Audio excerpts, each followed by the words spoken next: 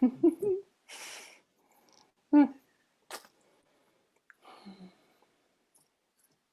on, there we go. Hello, hello. Hi, Facebook land. Happy spring to the Northern Spring has Hemisphere sprung people. in the Northern Hemisphere. Um, Before we dive in, we have a bunch of offerings available now on our website through the Verdant Collective. So if you go to theverdantcollective.com, scroll down a little ways, you'll see 3 opportunities to join us in different ways. Some live in the flesh ones too. Yeah, Exciting. so Exciting. a recorded one, do on your own time, about the nervous system, wandering into wellness,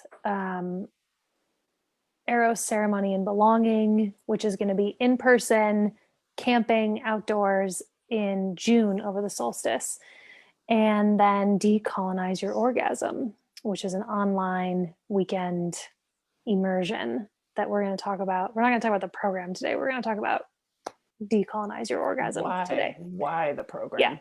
Yeah. So you can go to theverdantcollective.com and see them, learn them, sign up for them.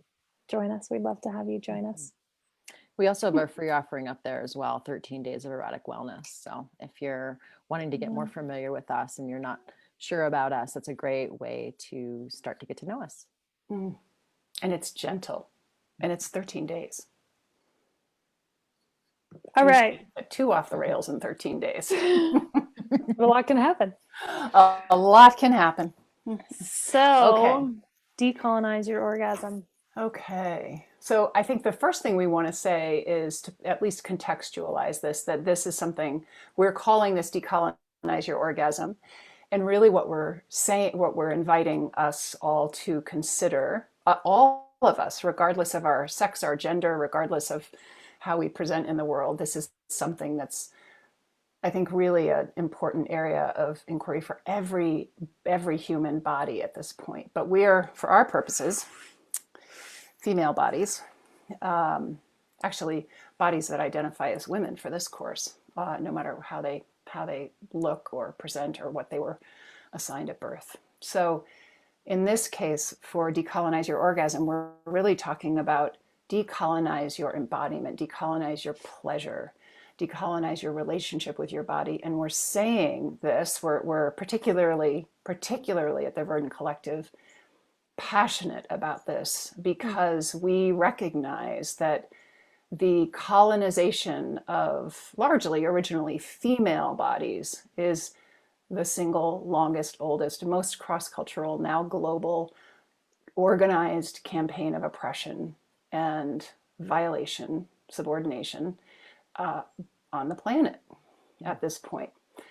And so we tend to focus on some version of this invitation to reclaim, to rewild, to come back into a primary intimate relationship with our bodies, our embodiment, and all the things that go with that. So that's the context for this. Does that feel accurate? Do we want to add anything or? No, it's such a rabbit hole. It really is. But, yeah. Yep. Just maybe that one of the reasons why it's important to understand the nature of the colonization or the oppression or the outside in forces is that in order for us to begin to unearth our own native erotic landscape, it's just really helpful to get that a lot of the ideas that we have that are internalized belief systems just didn't really come from us. And understanding where they came from, or understanding maybe a little bit more of how they got there, or why they would even have been put in the first place, can help us to start to tease ourselves out from underneath and unburden from that kind of oppression. Well, now that's an interesting thing that maybe we want to talk about, maybe we don't want to talk about. But as you say that, Muse, what I'm aware of is that we actually focus mostly on the all the things that what you just described aren't. So we don't necessarily, well, let's see, do we even necessarily have to know where this crap came from in order to do something different? And maybe we don't need to spend too much time there, but at least I want to invite that a lot of what we do in the Verdant Collective that makes us so different and that women just find so almost disorienting is that we invite us all to find what is actually, as you would say, Muse, natively well, that radical root of that unique original impulse and essence and enchantment that lives uniquely in each of us. And do we even need to know where all the other stuff came from that isn't ours in order to, sometimes maybe we do, in order to reclaim, to decolonize. And so, but I think one of the things we want to talk about are some of the symptoms or ways that you might know that you're, how you might sniff it out. Mm-hmm. What is mine and what's not mine, as you were saying. Sometimes we don't even know. So, right. Just to sort of answer your question, it feels like a both and to me, where I don't think you have to know. I think you can turn your attention toward what is well, and that will naturally grow that and sort of uproot, crowd out mm-hmm. the colonization, as we're calling it. And it can be helpful, I think, in some ways to be holding it in a larger context and knowing more of the scope of this thing that's mm-hmm. happened, because then you can start to maybe catch things earlier on, because you have sort of a sense of like, oh, that's part of this too, that's part of this too. Is that making sense? Mm-hmm. Mm-hmm. Or just be on the lookout for different things, and yeah, so it can be part of the wellness too, is just understanding. For some of us, like, I really like to understand and understand the trajectory of where things have come from. It's actually really, it's so helpful I think it's actually necessary for me. So great. Well, there we go then. But that's not true for everybody. So we have different needs, I think, around it. Yeah. For me, it would be more like taking us out of a sense of isolation of this is our own, my own mm-hmm. belief system, my own thing. This is all about me, when really it's so much larger than that it has come from. So maybe not exactly where it comes from, but that it exists. Yeah. And it's definitely helped. It has definitely helped me to understand that these things that I just thought were me have been beliefs that I can just sort of like, ooh, actually, no, thanks, not anymore. So, and that is so interesting. I think that's such a fruitful place, because one of the things that I really, it's so daunting and so sinister, and also really, I think once we start sniffing the trail, it's really exciting and liberating, is this thing you started mentioning, Muse, which is how do we even know what's us? Where do we even start? So we've had generations, if the colonization of female bodies and now women, it has been going on for a few thousand years. By some estimates, it's about 4,000 years. That's a very short period of time in the history of human beings on the planet, in the history of matrifocal cultures, and even female deities and female goddesses, as being the focus of our cosmology and our spiritual practice. But 4,000 years of this type of oppression, being raised by mothers and grandmothers and aunts and sisters who have just been formed in a certain way, evermore to be experiencing the world in their bodies and their psyches. It's hard to tell what's me and what's not me. It's hard to even begin to imagine how I would sniff out the colonized parts of me versus the the native parts of me, those indigenous or original parts of me. And that's very exciting to begin to talk about, which I imagine you're going to do right now, Alyssa. Well, I was going to say it seems like a good place to bring in what are some of the symptoms, signs, indicators of this colonization. What does it actually look like and feel like? Yeah. And again, even though we said decolonize your orgasm, body hatred is body dysmorphia of all kinds is just a horrendous, deeply sinister example of exactly what we're talking about, this colonization. And it feels important there too, because for me, that hatred, like some people, I know there's people who just deeply hate and loathe their bodies. Overtly. And overtly, yeah. And for me, it's and other people that I know as well, it's more subtle and nuanced, and that I mean, it's so pernicious where it just shows up in these little blips, like these little thoughts that will sort of like ping, come in and like smack me down. Or they're just gently sort of scratching at my experience of my body and myself. So it's they not. Could even, yeah. Go ahead. They could even show up in how we think we love our bodies, what we appreciate about our bodies. Oh, I appreciate my breasts and my long legs, and I appreciate my flat belly, and I appreciate my, like, wait a minute. Why? Is the question, you know? It's like, Yes. what is it about those things? I mean, that's so much of my experience. Yeah. For sure. Yeah. So that's one sign, symptom. I mean, that's kind of the root of it all in some ways.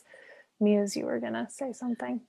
Well, just that in the root of it all, it's like from the time that we begin to even understand language, we start to hear, whether it's outside, whether we're seeing adults talking about their bodies in front of us, or we walk in and, you know, our mother's examining her thigh, or you know, doing any number of things, putting on the makeup, like, oh, it's an important date night, I want to, you know, make sure I'm beautiful, or where it's that we are in our own wild expression, rolling around on the floor and being told, not here, not now. This is a private thing.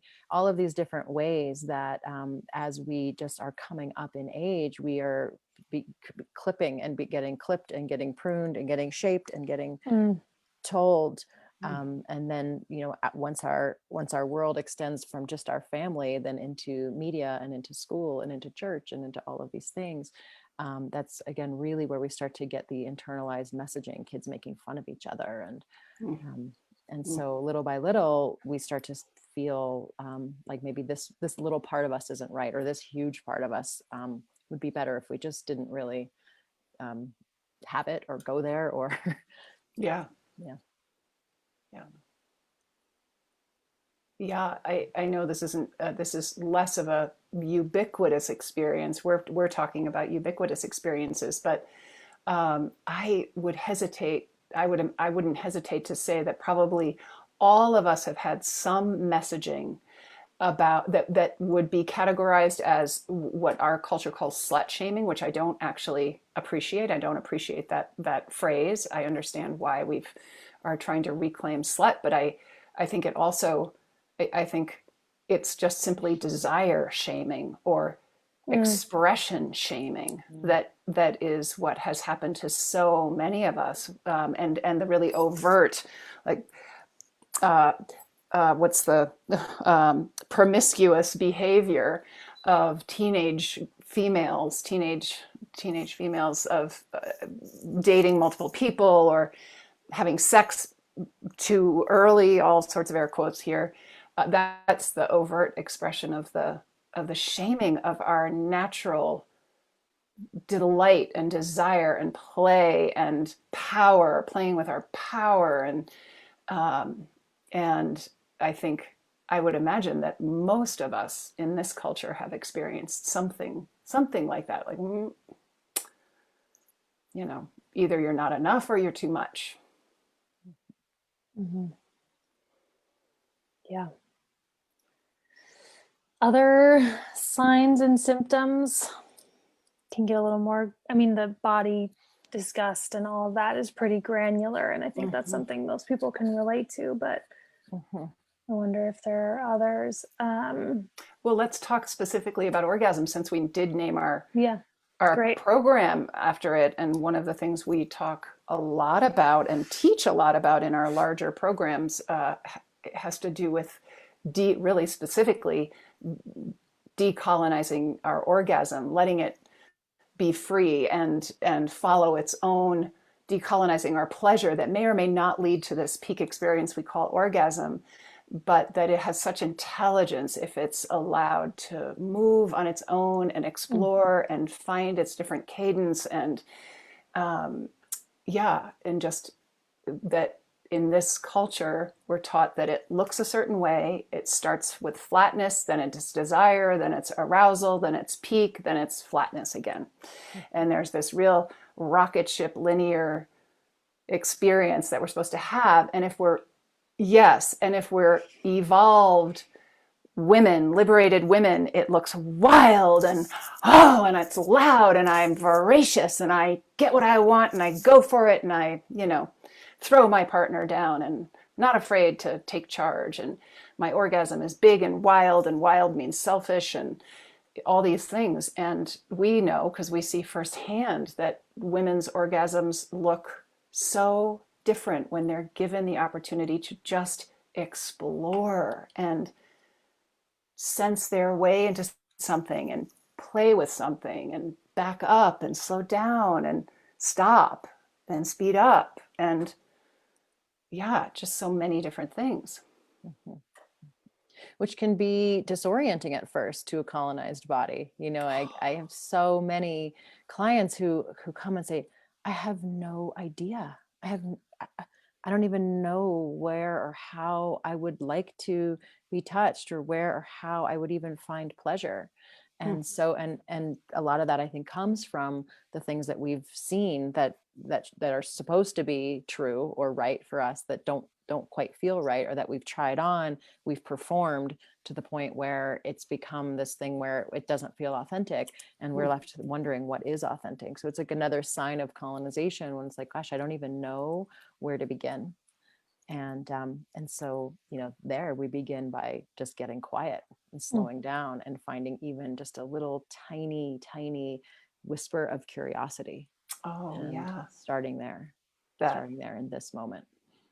That's like the Mary Oliver line from Snow. Is it Snow Geese or Wild Geese? Like the soft animal of your body. Yeah, let the soft animal of your body love. You don't have to be good.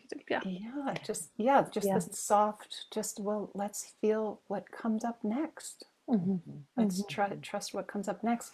I want to talk about desire here, because it feeds into so much. We're taught that the uncolonized, I think, Alyssa, you were saying before we went live here, you were talking about us imagining that what we're doing, like, oh, well, I've decolonized myself. I'm all these things.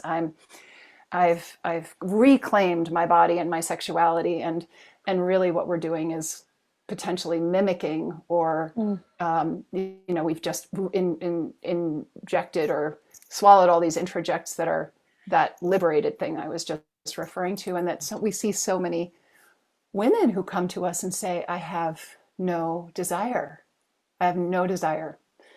And really having a chance to unpack that. One of the first things we would do is separate wanting to have sex with my partner from desire, which is huge, but we're taught that if we don't want to have sex with our partner, we don't have desire. And so one of the first things we start to root around in is, well, have you ever even been touched well, and without even any malice or whatever, any conscious whatever. Most of us don't even, many of us don't really experience touch that would have us wanting more of it. But we don't even know that's an option. So we say we don't have desire, and that's such a part of decolonizing our orgasm is slowing down there. Yeah, and there's a thing too that's occurring to me now just around, I mean, it feels related to all of this, which is how little most of us know about our bodies, Mm. and especially our genitals, and I mean, even just basic information about what our anatomy is, and the range of how it can look, and the range of experience and sensation that's available. Mm. And that feels like such a big part of this colonization in some ways, is just that, like, it's sort of shrouded in shame Yes. and Yes. then mystery, but the mystery really comes from this place of, I mean, I don't want to discount, like, there is something just mysterious about arousal and pleasure and desire, and Yes. it's fantastic. And I think that, all of the stories about how women's pleasure specifically is harder to find, and um, confounding sometimes, or just not available, is so much of that colonization, and it's just not true. It's so um not true, is it? Yep. yeah, and so much of what we do is just giving people, or so much of what I do, I don't know what you two are doing in your private practices, but some of what we do together is just like, here's some maps, go explore and see what you find, with a little bit of information and permission to just see what's available there. Mm-hmm. Mm-hmm. Yeah, because one of the things that you were saying, Christiane, about not being touched intelligently, if we don't have our maps and we don't have any kind of understanding or language, it's Oh, really hard to that's communicate that to our partners about Possible. what we might like. oh, And even though it could be in a perfect world, an exploration like, hey, I don't know. Hey, I don't know. Let's yeah. sandbox this. Let's just get just beginner's mind and play Let's around. sandbox this. I love that. I've never heard that before. Instead of having that spirit, we have the like, I don't know, I should know. I mean, these people seem to know. So it's just one of Oh those other yeah. things. It's just another overlay of that colonization, or the way that we keep ourselves, or the way that it winds up to be controlled or oppressed, because of we're not free to communicate that things we don't know, or things, yeah, that are just sort of edgy. Mm-hmm. Yeah, and then going along with that, so much of what I see that's out there to be of support for people in learning about their bodies is telling them, instead of giving them opportunities to discover for themselves, telling us, Yep. here's where you can find pleasure, even when it's when the intention is to rewild and to liberate and to give people more range. It's very much here's where you find pleasure, here's how to go about it, here's what it will look like, here's some new scripts, basically, is what it feels like to me. Oh yeah, go for it. Totally true. But what is one of the most one of the recent examples that we've gotten hot under the collar, maybe hot under the labia. I don't know what we did. We got irritated, hot in the underpants, not in a good way. Was the totally kind of well-meaning, like, feminist claiming that the G-spot doesn't exist. And it's, of course, it's been, yes it does, no it doesn't, yes it does, no it doesn't, for the last forever, the way that so much of our bodies has been the subject of all sorts of mostly men talking about us. But now this is women who are saying, from this place of feminism, like, knock it off telling us there's this place on our bodies where it's like the holy grail of pleasure, and we're going to squirt till 3 a.m, and you, unless you do know how to do that, you're not really a woman, and like, cut it out. So it doesn't exist. It hasn't been proven by science. It's not a discrete thing in the body the way the kidney is, or the glands of the clitoris is, this confluence of 8,000 nerves. How many thousand nerve endings? 8,000 nerve endings. Okay, so it doesn't exist, and that was really offered in all the Cosmo and Vogue, and I don't even, probably Good Housekeeping got in on it. It doesn't exist, women. Don't worry, just whew, we can take that off our plates because we have so much pressure to be these sex pot, sex kittens in the bedroom. And we work with women all the time who have specific experiences of a very unique, I don't even want to say just pleasure, because what we're calling the G spot is the urethral sponge. So much happens there. So that was an example of colonization. And we're going to tell you about your body and what you do have and you don't have, that was really well-meaning. It was an attempt to liberate women from this constant oppression of being told about our bodies. But what did it do? It told us about our bodies, and it systematically discounted that hundreds of thousands of women's experience. Okay. Uh-huh. Mm-hmm. Or even that the full clitoral complex wasn't even mapped until the 90s. Right. Again, keeping us in the dark about that as well. It's internal, it's inside, it's ineffable in a way. It doesn't actually serve a purpose other than pleasure. It doesn't make babies. And so, who kind of cares about it? So I was thinking too the other day, I remember hearing when I was young, long before I was ever engaging in sex with other people, that we don't have sensation. I think it was like, it's something ridiculous, like more than 4 inches deep. Yes. Like if you go further than that, there's no sensation. There's no nerve ending in the vagina. This is what I remember being told. I wish I could remember where I heard this information. I think it was one of the earlier examples of what we were just talking about, of this desire to liberate women from this Freudian. It's the developmental process to be. It's women's developmental maturity to go from a clitoral orgasm to a vaginal orgasm, and the vaginal orgasm is more mature. Yeah. Which, of course, up to a certain point required a phallus. That's a coincidence. So I think it was a desire to say, hey, let's knock it off with the penetration being, with the vaginal orgasm, which most women would say they don't have. And once we discovered I think that's still true. And once we discovered the full clitoral complex, it made so much sense that oh, well, any pleasure we do have there is related. In part related to that. And then, of course, there's where I think you're going to go, which is the cervix. And I don't know where I'm just going to.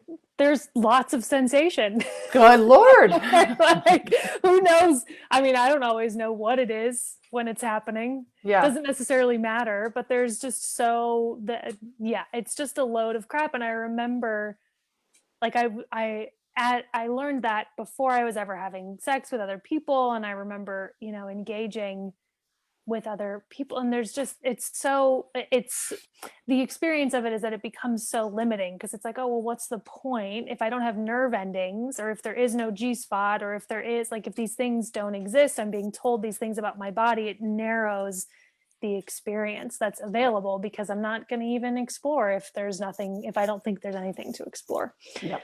So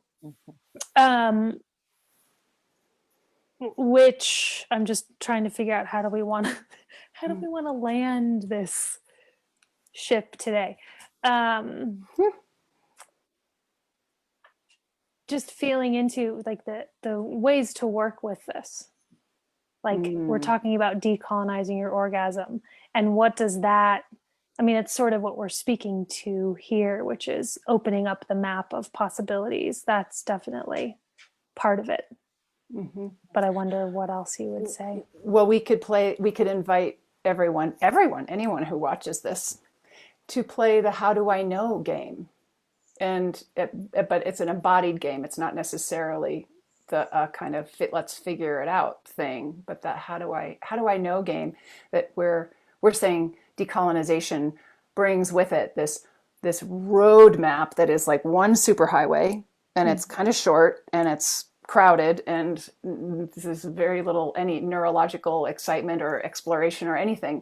to our sexuality and to our pleasure and to our embodiment. And that's one of the signs and symptoms of decolonization. And the how do I know game could be just give yourself some time to be with your body in the way that you might self-pleasure, whatever that looks like. And at maybe 3 or 4 points along the journey, however short or long, you can stop yourself and you can say, how do I know I'm experiencing what I'm experiencing right now? How do I know? Which Like, is, oh, it's so amazing. Like, this is the most amazing thing ever. Well, how do I know? Or this is the thing that works. Well, how do I know? What's happening right now? What am I doing right now? Is this pleasurable? Yeah, so there's any version of that which asks us just to slow down, as Muse was saying early on, what she does with a lot of her clients, slow down, and let's just wait for the next thing to ask to come forward rather than doing A, B, C, D, done.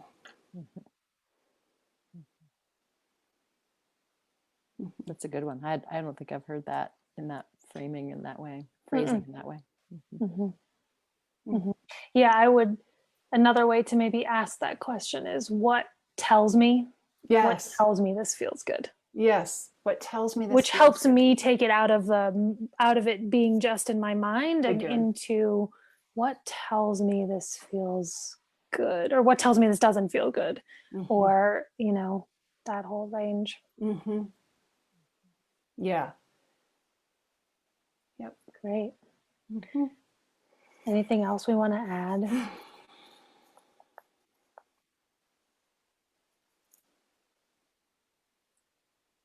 Muse, it looks like you're about to say something. Not too much. Just that if you're interested in knowing more and being with us for a whole weekend, we've got May 14th, I think it is, through the 16th. We have a weekend immersion where we're going to really be together in this and explore and discover some more of ourselves here. Awesome. Our website again is theverdantcollective.com. You can also email us info@theverdantcollective.com. Or if you're watching this on Facebook, you have questions, comments, you can leave them here or there as well. All right. Thank you for joining us. And we'll see you soon. Bye now.